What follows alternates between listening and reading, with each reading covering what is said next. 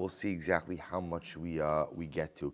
So today's daf is Chaf Hey 25, and we are picking up Emir Hashem on Chaf Dalid Amud Beis 24b. So let's remember again, we were speaking about the concept, Rabbi Avo's idea that halacha lemaisa, you only get malchus, you only get lashes for violation of an Isser Hana. If you go ahead, or if you only get lashes for, am I okay? All right, we only get malchus ultimately again for. Tell me what you need. Yeah, I published. It might take a little bit of time to, yeah. All right, so we're also taking collections for our technology budget. If you'd like to be PayPal, Zelle, right? So the Gemara pointed out that halacha lemaisa, you only get malchus if you go ahead and you partake of the particular item kederach hana asan in a normative fashion. So if you were to, for example, we gave the example, if you were to go ahead and take chaylev and put chaylev ultimately again on top of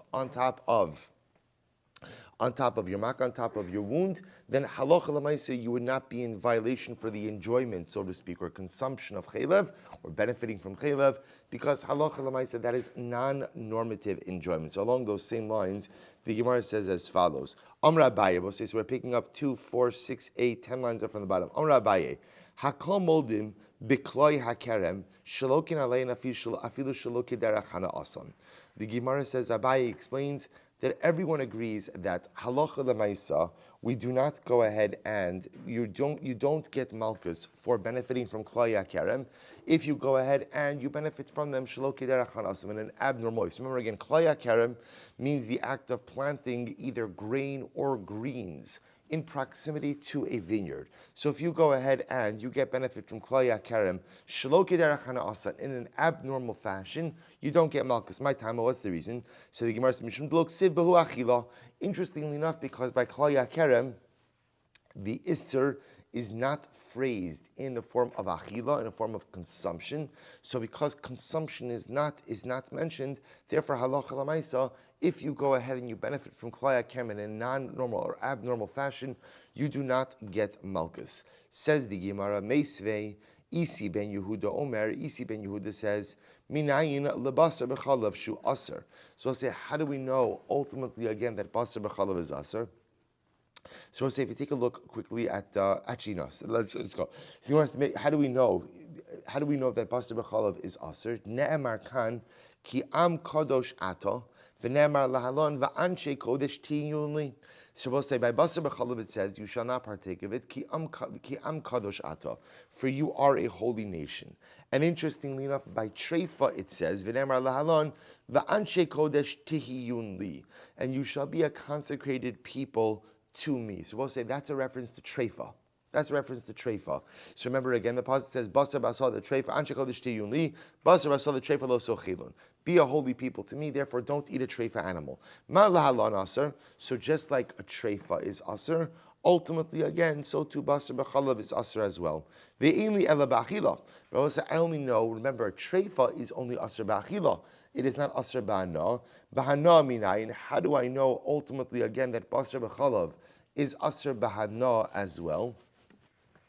To which the Gemara says, Amrit kavachomer. We make a kavachomer. What's the kavachomer? Uma arla shelo ne'evda ba'avera asura ba'ana. So arla, nothing. There was no avera done in arla. I'm sorry, I meant right. There was no avera done with arla. Remember again, arla represents the fruit of the first 3 years. So I'll say, so there's no maisa avera in the creation of arla, right? Arla is just the growth of regular fruit. Yet what? Asura ba'ana. Yet arla is going to be asur ba'ana. Basar b'chalav shenevda ba'avera. Eino din she asur ba'ana. Then basar b'chalav, ultimately what? The basar b'chalav, where halacha l'maisa again, there was an avera that was done in the creation of it. Ultimately, again, it should certainly be asur ba'ana. We'll say, you hear the Kavach Omer?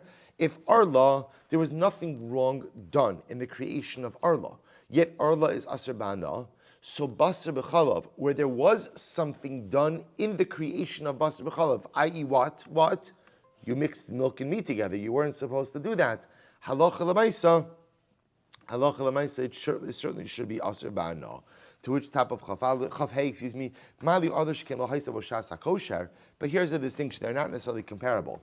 Because remember again, Arla itself never had a moment in which it was permitted. Tomar bebasar b'chalav shahaisa lo shas hakosher. Ultimately, again, one should say when it comes to basar b'chalav, that halacha l'maisa, it had a shas hakosher. Suppose say, you hear that distinction? That Arla itself was never permitted. Remember, when you plant the tree, anything that grows for those first 3 years is automatically asr. There's no point in time, ultimately, again, where that klal yakerem, where that Arla is mutter. Yet, ultimately, again, basar b'chalav did have a shas hakosher. What's the shas hakosher? What was the window of permissiveness when it comes to basar b'chalav? Before it was mixed together, right? When it was just basar, it was just chalav. Ultimately, again, they were both permitted. To which the Gemara says, Chametz Pesach yochiach. So Chametz Pesach is a good raya. What do you see about Chametz Pesach? Shahayu lo shas hakosher. But remember again, Chametz had a shas hakosher. When was the shas hakosher of Chametz? The whole rest of the year, right? The entire year Chametz is permitted. Va'aser ba'ana. And yet when Pesach comes, it is aser ba'ana. So I will say that should be a good raya. That should be a good raya for basar b'chalav. Basar b'chalav, like Chametz, had a window of permissiveness. It was permitted for a certain amount of time. But then when it becomes asher, it becomes asher ba'ana. 1 second. Malu chametz pesach shekein anush kares. Tomar bebasar b'chalav she'ena anush kares. So we'll say, but here's the problem. Remember again, the problem, of course, is the comparison is not totally good. Because after all, again, basar b'chalav, chametz on Pesach, ultimately, again, which is an isser of kares, when it comes to chametz Pesach, is an isser of kares. Basar b'chalav, of course, is not an isser of kares. So therefore, again, the comparison is not really good. To which the Gemara says, Klal yakerem yochichu. So let's prove the following. So Klal yakerem will be the raya. What's right from Klal yakerem? She'eno anush kares. So first, Klal yakerem ultimately, again, are not, there's no chi of kares by Klal yakerem. Va'asr ba'ana. But yet they are asr ba'ana. So we'll say, so this could go ahead and serve as a raya to basar b'chalav. Just like klal yakerem ultimately again is aser ba'ana, and it's not the chi of kares, so too again basar b'chalav, which also is not an iser kares, should also be aser ba'ana. To which the Gemara says v'misa. But if what you said before was correct, what are we referring to? We'll say, if you remember, we said before that halacha l'maisa, that klal yakerem. Zevi, I'm sorry, you could close that door, I'm sorry. If we go ahead and we said, like we said before, namely, that klal yakerem, you don't get malchus if you go ahead and you enjoy it, shelo kederach hana asan. Remember, Gabo said that's how we started this. That because the Torah does not phrase the isra of klal yakerem as an isra achila, therefore, halacha l'maisa, I don't get malchus if I enjoy it in a non-normative fashion. So if that's the case, Rabbi, say if that is true, I'm sorry, I said that just the opposite. Klal yakerem, you do get malchus. I'm sorry. Klal yakerem, you do get malchus. Ultimately, again, even if you enjoy it in a non-normative fashion. I'm sorry if I said that wrong before. Klal yakerem, because the prohibition is not phrased as an isser achila, therefore, again, one does get malchus if one enjoys it even in a non-normative fashion. Also, remember again, this stands in contradistinction to other isur. Remember again, Rabbi Avo said yesterday, in yesterday's daf, that halacha l'maisa, if you benefit from something that is asr, shelo kiderach hana asan, in a non-normative fashion, you are not chayiv. The example of that was, chaylev on your wound. Right, you go and you put chaylev on your wound. Rabbi Avo said you're not chayiv. Why? Because you're only chayiv if you benefit from something in a normative fashion. Now the Gemara is suggesting that klal yakerem ultimately is an exception to that rule. That klal yakerem, even if you get benefit from it in a non-normative fashion, you will still be chayiv for that. Why is that? What was the svara? The svara was because by klal yakerem, the Torah doesn't phrase it as an isra achila.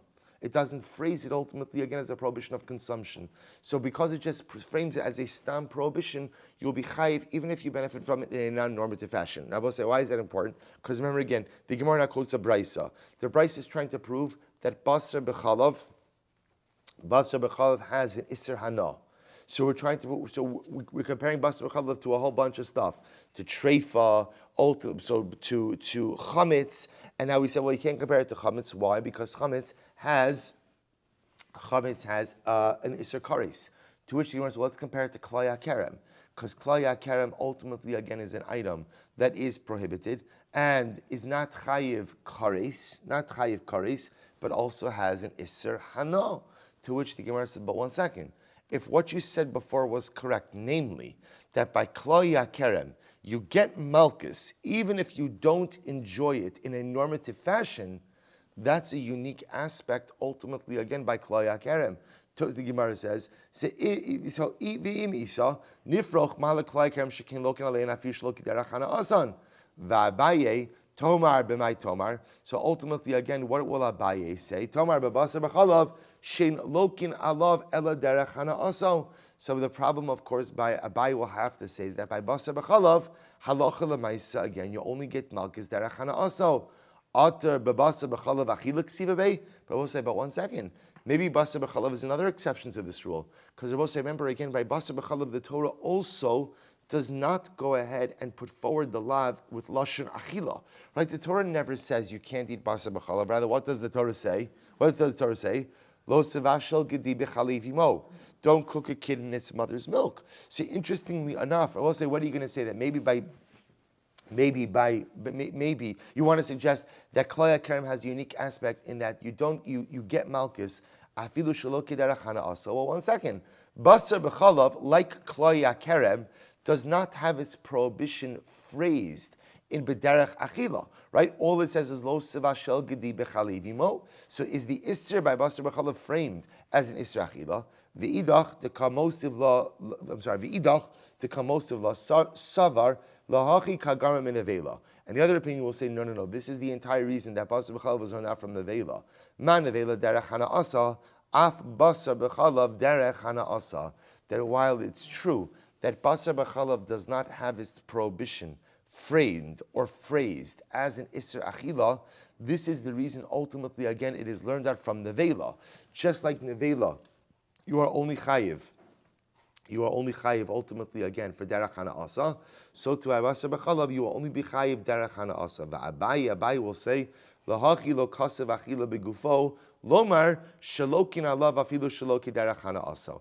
And Abaye will say no. The entire reason why the Torah does not go ahead and phrase the isser basar b'chalav as an isser achila is why, to teach you that halacha l'maisa you are chayiv for basar b'chalav afilu shelo kederech hana asa.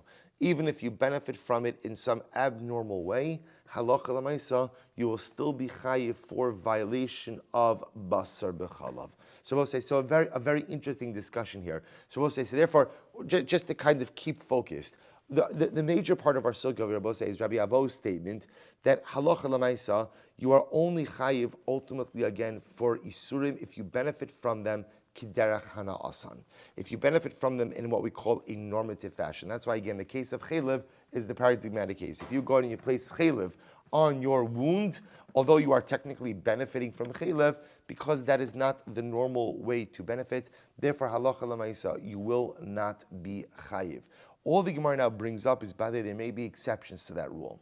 What type of exceptions to that rule? Well, when the Torah prohibits something and doesn't prohibit it b'lashon achila, that you can't eat something. So remember, again, let's take one more step back. What we've also established is that sometimes when the Torah says you can't eat something, eating also includes what?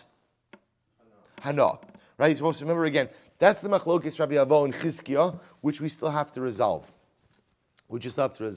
Ultimately, again, but halacha l'maisa, so the Gemara is saying, normally when we say achila could also mean hana, right? But again, even when there's an isser hana means you can't get normative benefit. But anytime you get non-normative benefit, it could very well be that halacha l'maisa, you're not going to be chayv for that. Which I will say, the logic behind that is, when the Torah prohibits something, it prohibits it in a normative framework. So if you're going to get benefit, but it's not a normative benefit, then halacha l'maisa, again, you're not going to be chayv for that. Except when, kind of coming full circle, except when the Torah frames the prohibition in a way that doesn't use a lashon of achila. If the Torah frames a prohibition and doesn't use lashon achila, it's quite possible that the Torah is coming to tell you you're going to be chayiv for consumption, for hana, and even for what? Even for what? Non-normative hana. So we have two examples of where the Torah frames a prohibition and doesn't use lashon of achila. So if we have klaya kerem and basar b'chalav. So we'll say klaya kerem off to a basar b'chalav. We know, by the way, that you are chayiv for non-normative hana, right? How do we know that? Now, basar b'chalav, the truth is a little bit of an outlier, because basar b'chalav, you even chayiv for what? Even chayiv for what? Even just for the act of making it, right? So remember again, so basar b'chalav, the Torah doesn't phrase it as a lashon achila, as the isra achila, so you be chayiv even for non-normative benefits. But we're not finished. For lifroch, why don't you go ahead and ask on that kavach omer? Moy klaya kerem shekein lo haisa lo shas hakosher. Klaya kerem itself never had a time that it was permitted. Also remember again, klaya kerem is asr from the beginning. That's different than basar b'chalav. Basar b'chalav is not asr from the beginning. When it was just basar, when it was just chalav, they were both mutter. Right? But remember again, that is the greatest chiddush of basar b'chalav. Like klaya kerem. Normally, when we have something prohibited, the etzem item, meaning the item itself, is prohibited. Basar b'chalav is unique because you're taking two permitted items and you are bringing them together to create something prohibited. The truth is, that is the halacha with many types. Same thing with shatnez. Same thing with klaya kerem. Items which are independently permitted, but yet somehow the mixture of two permitted items creates a prohibited result. So the Gemara says, why don't you ask on the kavachomer v'lifroch? By klaya kerem, ultimately again, there was no permitted time. Amrav Adabar Avra said this is incredible. Zoso meres klaya kerem ikaren ne'esarim hoil v'haisa lahem shas hakosher kodim hashrasha. So we'll say maybe it's possible to say that klaya kerem are permitted when you first plant them, because maybe halacha l'maisa klaya kerem only becomes prohibited when the item itself takes root. See, remember again, let's illustrate a very simple case of klaya kerem. I have a vineyard, and then what do? I bring in some stalks of grain. I bring in a grain patch, and I go ahead and I plant stalks of grain in close proximity to my vineyard. So the interesting shot that's going to come up now is, when does that grain become prohibited?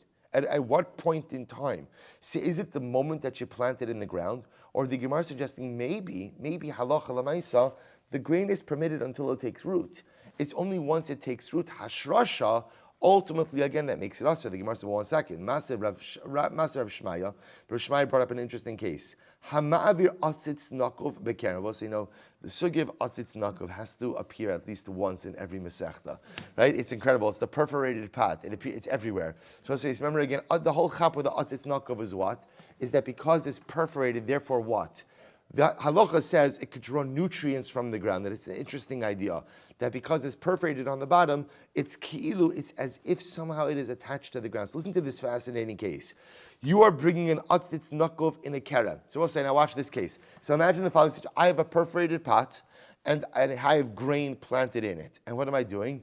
I'm taking it through, I'm walking it through a vineyard. Get ready for this. What's the halacha? Im hosif masayim, if it grew at least 1/200th aser.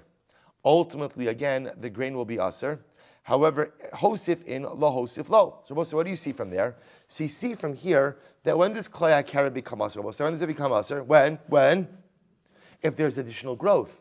So it's not when the item takes root. It's ultimately, again, so it's not when you plant it, and it's not when it takes root. It's when there is additional growth. So we'll say, this is a yesodistic shaila.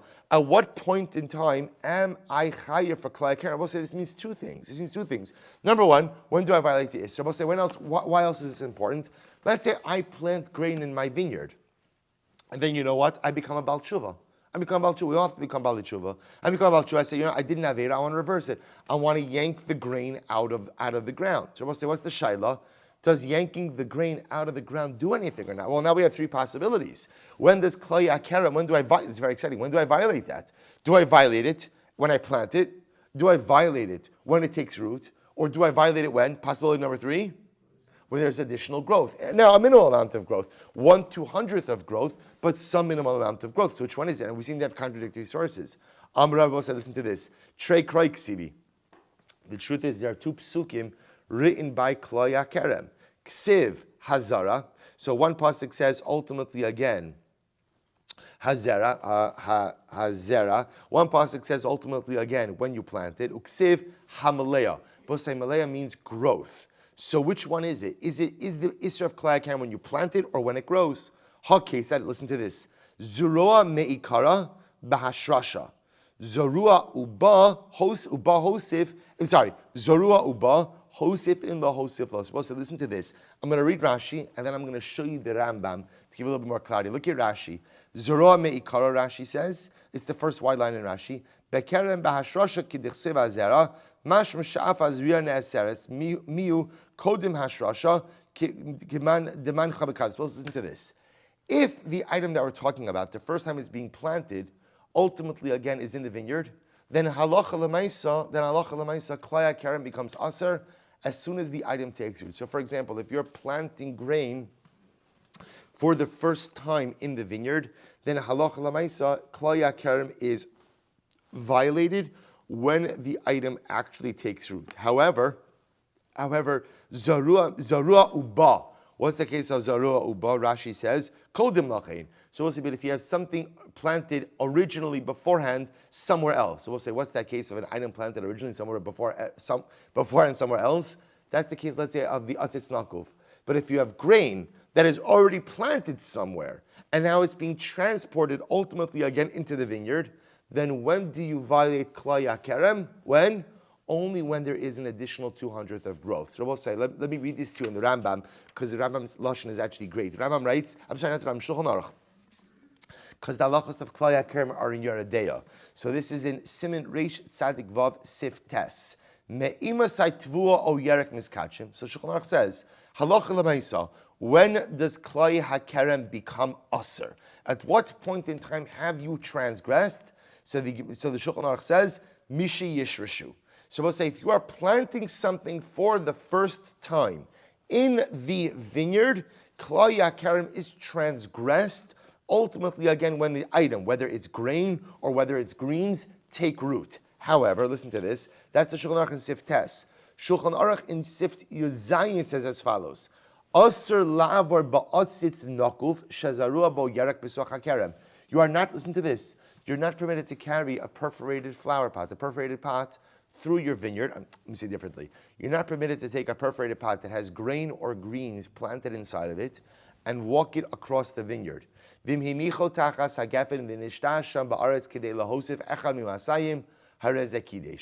halacha l'maisa, you go ahead and you left it in the vineyard long enough for it to grow 1/200th, ultimately again it is aser. So we'll say, what's the chilik in the two cases? In case number one, you're planting something, the item is not planted anywhere, right? The grain or the greens are not planted anywhere. You're now planting them in the vineyard. When you plant an item in the vineyard, it only becomes aser as klai HaKerem when the item takes root. In case number two, the item is already planted somewhere. Where is it planted in case number two? In the atzitz nakuf, in the perforated pot. Halacha l'maisa, when does that become aser as klai HaKerem?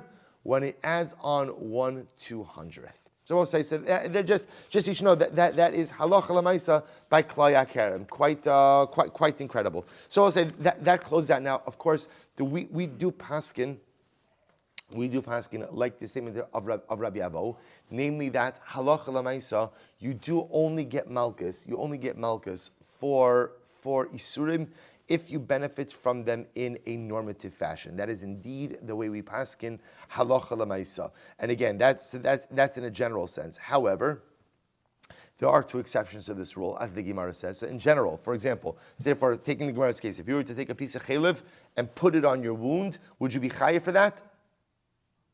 No. Why? I'm benefiting in a non-normative fashion.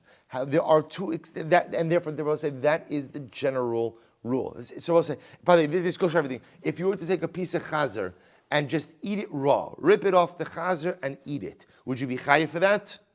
No. Why? Ultimately, again, non-normative consumption. Non-normative consumption, non-normative chayav. The only two exceptions to this rule, amazingly enough, are, number one, right, milk and meat, basar b'chalav, and klai HaKerem. Why Rabbi say? Because those two isurim ultimately again are not phrased b'lashon achila. So because Rabbi say there's two things happening over here. There was number one, the assumption like Rabbi Avo said that anytime the Torah says an isra achila also includes isra hana. Although again I owe you the Rambam on that's what you're going to get to. All right, so that's Aleph and Beis. That's Aleph and Beis. So whenever there's an isra achila, also includes isra hana. But isra hana only is transgressed when you get normative benefit. The only exceptions to this rule will be when the prohibition is not phrased as an isra achila. When it's not phrased as an isra achila, it's a more expansive law, which says that you're in violation of it, even if you benefit or you enjoy it in a non-normative fashion. One or two examples of isurim not phrased as isra achila. Again, basar b'chalav and klaya kerem. Both say halachas, very quick halachas of klaya kerem. When do you transgress the prohibition of planting forbidden substances in a vineyard? What's the answer? It depends. It depends. What does it depend on? Is the item already planted or not? If the greens or grains are already planted, like for example, in the case of the atzitz nakov, where they're planted somewhere, and now you're bringing them through the vineyard, when do you transgress? 1/200th of growth. Excellent. However, if you are planting the greens or the grains, mamish, in the kerem itself, then Allah Lamaisa, when do you transgress? Ultimately, again, as soon as they take root. Good. We'll say beautiful. Incredible. Incredible. It's going to be a good day. It's mamish. It's 6:16. And look at what we've gotten already. We'll say, let's go weiter. All right, we'll say, incredible sugya. Incredible sugya. Amar Rabbi Yaakov, Rabbi Yochanan. Bakom misrapin chutz me'atzi ashera. Here we go. Both say, you are allowed to use anything that is usher for medicinal purposes, with the exception of the branches of an Asherah tree. I will say, remember again, Asherah is a tree used for avodah zarah. Saloch l'maisa, what the Gemara is saying is, you can go ahead and get benefit. You can go ahead and essentially heal yourself with any prohibited item other than Aseh Asherah. Hechi dami. So one second. Let's analyze what exactly is the case over here. So the Gemara says, one second. If I'm in mortal danger, then it should be permitted to go ahead and use even avodah zarah. And if I'm not in mortal danger, then why should I be able to use any isser? By the way, you hear what's happening over here? This is a major shayla. A person is ill. The Gemara just said you can use anything that's usher for medicinal purposes to heal yourself except Aseh Asherah. What type of illness are we talking about? To which the Gemara says, I'm sorry, L'olam dika sakana. No, what are we talking about? It's a case of sakana. You're in mortal danger. Mortal danger. Salach will say a person is in mortal danger. Of course, you're allowed to transgress anything and everything when in mortal danger. So you need chaylev to get better. You need tarfus to get better. You need klaya kerem to get better. Absolutely take whatever you need, with one exception. Both say, what can't you use even in a case of mortal danger? Avodah zarah. Avodah zarah you can't use. This time, both says, this incredible Gemara.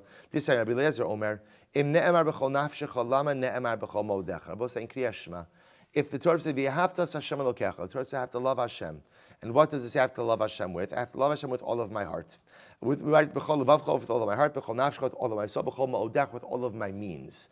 To which the Gemara says, Im ne'emar b'chol nafshecha. If it says I have to love God with all of my soul, then why does it say I have to love God with all of my money? But say, obviously, with all of my soul means the entirety of my life. So I have to love God with the entirety of my life. Then why does it have to love God with all of my money?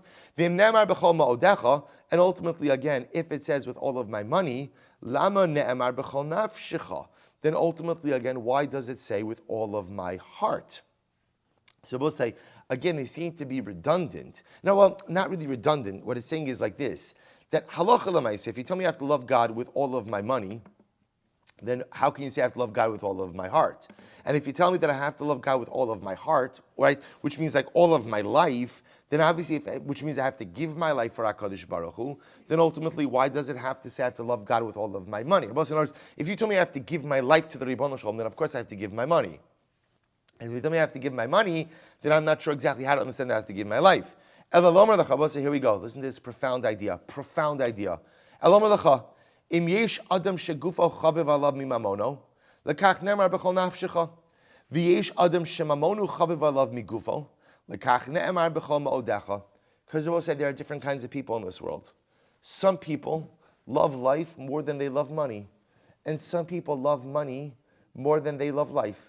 And some people love physical life more than they love spiritual life. And some people love spiritual life more than they love physical life. Different people love different things. So what is Ribbon Shalom telling us? No matter what you love in life, I want you to love me more. No matter what you love in life, I want you to love me more.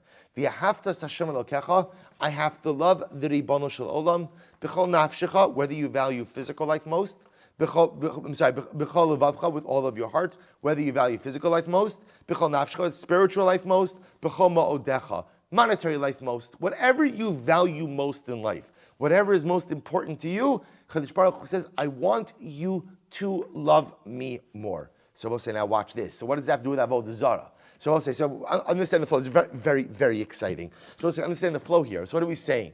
So the Gemara says, you could achieve medicinal healing through anything except Avodah Zarah. Anything that's other except Avodah Zarah. Why? Because the Torah says, you have to Hashem Elokecha b'chol levavcha b'chol nafshecha b'chol ma'odecha. Then I will say, if you look at Rashi, Rashi says something amazing. Lama na'amar b'chol ma'odecha. Last Rashi, Yomar hachaviv mishnei v'day mefarish lefi shepamim shezeh chaviv upamim shezeh chaviv lekach chutzrich u'shneim lomar ahavas baracha yosem min hachaviv alecha v'amisrape ba'atzi ashera nira kimodelo. I will say, if you achieve medicinal healing through Atzi Asher, through Avodah Zarah, it makes it look like you love Avodah Zarah more than you love the Ribono Shel Olam. And therefore, again, the pasuk tells me, V'ahavta Hashem Elokecha means I can't do anything that makes it look like I love anything more than the Ribono Shel Olam. The act of healing myself with Avodah Zarah ascribes an importance to Avodah Zarah above HaKadosh Baruch Hu. And that I can't do. Therefore, the Gemara says, because I have an obligation to love the Ribono Shel Olam, I can't use Avodah Zarah to heal myself, even if I'm in the midst of mortal danger. Then I will say, I want to point out, just the hour is late, so I don't have time to do it, but I'm just going to do it very quickly. So I will say, Tosas here, last Tosas on the daf, says something absolutely amazing. Tosas says, Nir Lari, bottom Tosas, the Mairi kegon she'ein yachol l'israpim mishar itzim ela bazeh kegon al yedei shedim o shum davar. Tosas here, both say, the Ri quotes something amazing. The Ri says, when can't you use Avodah Zarah for refuah? The Ri understands it's when you're somehow tapping in to the spiritual powers of the Avodah Zarah. Like it's assumed that there's some type of presence or aura about this that's used for healing. But Tosas says, for example, if you need to make a bandage out of the bark, and it just happens to be the only bark that's available is Asherah bark, but you would have just as soon used an oak tree or a different kind of tree. It doesn't mean you don't care. You just need bark. Tosas says that's mutter. This is going to be the subject of machlokes that we're going to get into. Just want to point out, so the way the reason understanding the Gemara of when it says Bakom misrapin chutz mi'asi Asherah, that's when you are somehow tapping into the spiritual qualities of the Asherah. That's when it looks like you're being molded to the Avodah Zarah. But if you're just using the bark of the tree, and it just happens to be the only tree available right now is an Asherah tree, then Allah Chalamaysa, that's going to be permitted. We're going to see those who are going to both say Vaiter. Kiyasar Abin Amram Yochanan, Bakom Misrapin, you can heal yourself with anything that's aser, chutz mi avodah zarah, gilei arayos u'shvichus dam. Both say except if your healing requires you to violate any of the three cardinal averus of avodah zarah, idolatry, immorality, or murder. So we'll say, so remember again, just to illustrate this, how do you go ahead and heal yourself with murder? What does that mean? So Rashi points out a very simple case. Kigon amrulo harog yisol chaver chavim lafti hareg. Let's say again, a nachri comes over to you and he says, listen, here's the self is to kill another person. So the Gemara says, you can't heal yourself like that. Same idea with gilei arayos, immorality. The person says, engage in this act of immorality or I'll kill you. So both say, remember, if someone says I'm going to kill me, that's like being it's being halachically ill.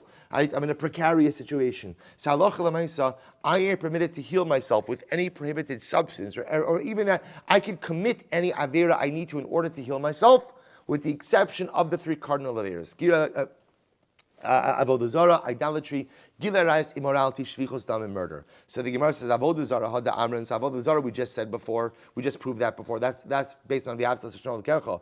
Gilei arayos, shvichus dam. We'll say, how do I know that I can't quote unquote heal myself with immorality or murder? Disanya. Rabbi Omer, ki ka'asher yakum ish are'eu uretzachol nefesh, kein hadavar hazeh. So I give you a little bit of context.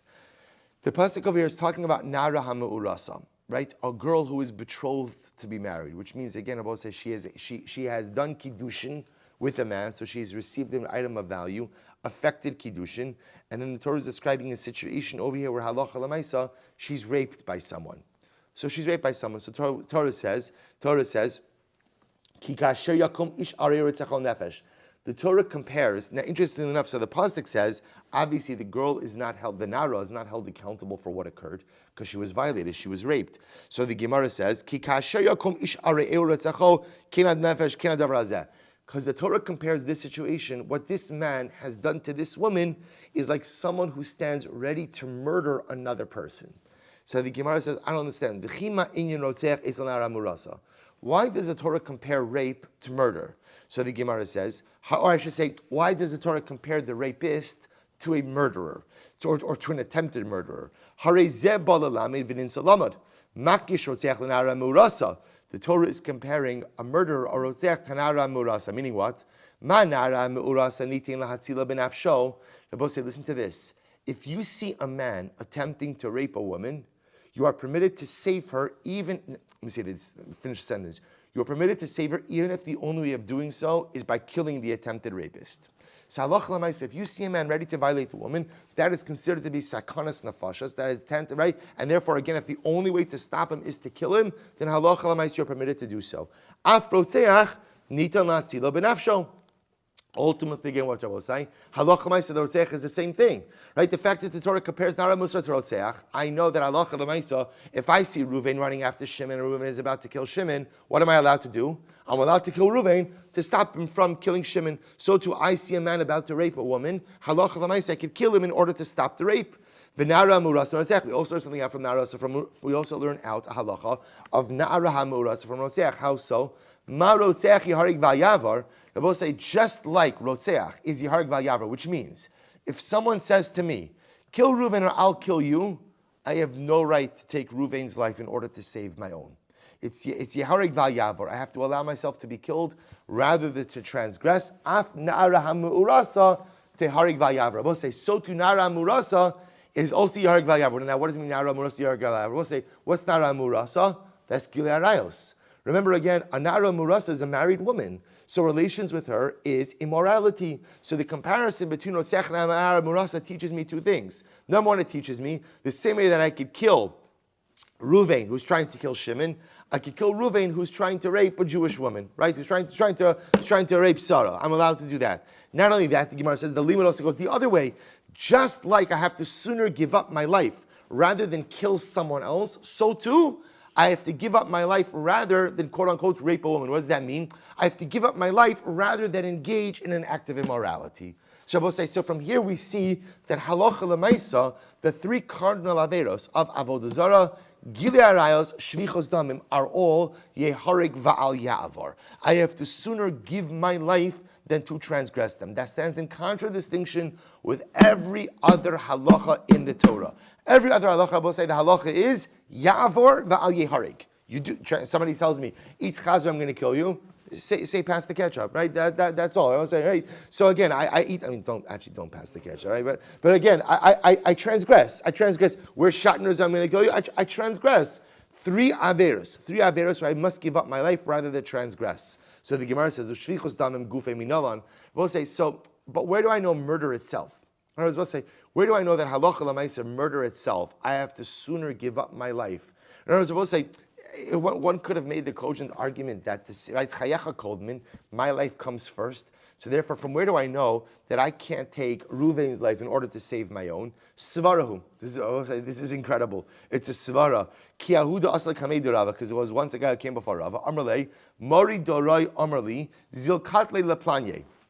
So I will say this was a real case. A man came before Rava, and he said to Rava, the tyrannical ruler of my city, right? Mori Dorai, the ruler of my city, came to me, and he said, if I don't kill Reuven, he's going to kill me. Amrle and Rava said to him, Liktalach velo siktal. You have to give your life, and you cannot kill Reuven. After all, my chazis didama didach sumak tfei. who says your blood is any redder? Dilma dama dahu gavra sumak tfei. Maybe the blood of your fellow is redder than yours. Which Rabbi says, another way of saying that in the realm of human life, who is to say that one life is more important, right? So Rabbi was saying to this man, you want to take Reuven's life in order to save yours. Who says your life is any more important than him? Then Rabbi said, but you can make, so what's the counter argument to that? So who says that Reuven's life is any more important than mine? So Rabbi says, so you're right. It's a good kasha. And therefore the only way to resolve it is how? Shevi al tasa. Shevi al tasa. So you're right. That's exactly the point. I don't know whose life is more important. How do you gauge whose life is more important? My life, his life, I'm a this, you're a that, you're this old, I'm that old. Who knows? So because we have no way of gauging the quote-unquote importance of life, therefore, again, halacha l'maisa, again, shevi al tasa, we do not go ahead and save one life at the expense of another. So I have to stop over here. Again, I will say, this sugya goes on. I just want to point out, I owe you, just remind me, here's what I owe you. I owe you a number of things. Number one, I owe you the vart of lakelev tashlichun also. Actually, one of our listeners from Eretz Yisrael emailed me and told me that I never gave the vart. I owe you lakelev tashlichun also. That's Aleph, right? Beis. Also, just hold on just for a second. Right? Number two. I owe you the halacha l'maisa in the machlokes, ultimately again between Chizkiah and Rabbi Avo. That is incredibly important. And now halacha l'maisa again, I owe you also top tostos on Chaf Hey Amar Beis. Also, feel free to look at it tonight by the Chanukah Licht. This tostos is incredibly important because Rabbi we just established that Gili Arayos ultimately again is Yeharig Va'al Yavar. Right, that you have to sooner give your life rather than transgress. All right, we'll say, just give me 1 second. Stop the conversation just for a second. I'll say, remember, this is very important. I want to give you this amount of malkum. We just said that halacha l'maisa gila rayas is yeharig val yavar. I want to just point out, I'm going to give you the Rashi Prakim on this because it's late already, that Tosas brings out something very important. That's only when you are an active participant in the gili arayos. But if halacha l'maisa something is being done to you, which of course is often the case, which could be the case, of course, by a woman, then halacha l'maisa gila rayos may not be yeharig val yavar. It's a complicated sugya. It's a sugya of Esther Amalka, the sugya of Karka Olam. That's the top tosis over here. Just Menachem, you're going to keep the list of things. I'm appointing you as the sheer list keeper, right? And Amir Hashem will get through all of these things in the coming days. Shkayach Chavosai.